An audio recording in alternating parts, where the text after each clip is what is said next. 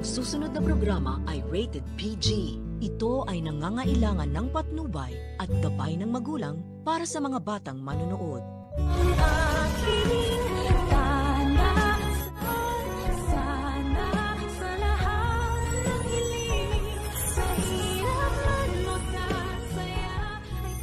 Nautunan naman nga nitong si Carlos si Lynette at napaniwala siya na itong kumag niyang asawa ang nagligtas sa kanya kahit na tinakbuhan naman talaga siya nito at iniwan sa mga holdupper. At napakagaling nga naman talaga nitong magbalat kayo pagkat pakunwari pa siyang concern sa asawa niya na kailangan na daw nitong magpahinga habang kausap si Giselle at maaari naman daw siyang bumalik kinabukasan sa ospital.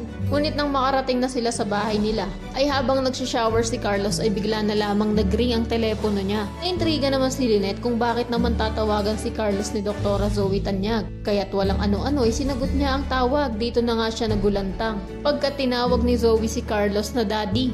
Pero dahil utu-utu naman itong si Lynette kaya't panigurado na malulusutan na naman ni Carlos at makakagawa na naman ito ng alibay na paniniwalaan ng nanay ng batang doktora. Kaya nang makarating na nga siya sa hideout nila Moira ay sigang-siga ang loko na pinagsisigawan si Balahadja na nasaan na daw ang anak niyang si Zoe pagkat kinakailangan niya na itong gamutin. Matapos niya din namang magamot ang anak niya ay ipinamuka sa kanya ni Moira na hindi daw porket ginamot niya nga itong si Zoe ay dakilang ama na itong si Carlos. Nag-init naman agad ang ulo ng kumag na doktor at sinampal itong bruha. Pero kaagad din silang naawat ni Zoe. Gayunpaman kahit na masamang tao din itong si Carlos ay hindi niya pa rin maatim. Nakasabwat si Zoe sa mga kabulastugang ginagawa ng nanay niyang si Moira. Kaya inaya niya na nga itong umalis. Pero nagpumilit pa rin si Zoe na wag iwan si Moira pagkat iniisip niya rin ang kaligtasan ni Lolo Pepe. Hindi naman yun naintindihan ni Carlos na naging dahilan para sumabog ang galit niya. Pinaintindi niya nga sa anak niya na isang kriminal daw itong nanay niya. Nagpanting naman ang taingan ni Moira dahil sa sinabi ng doktor.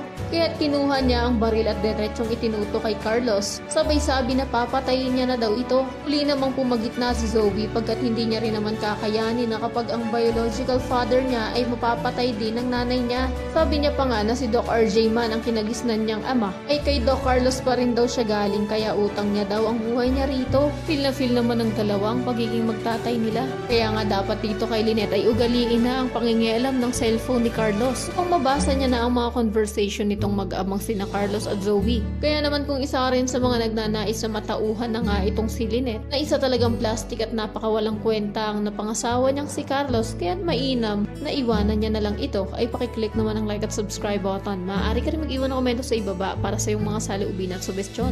Maraming salamat sa iyong panonood.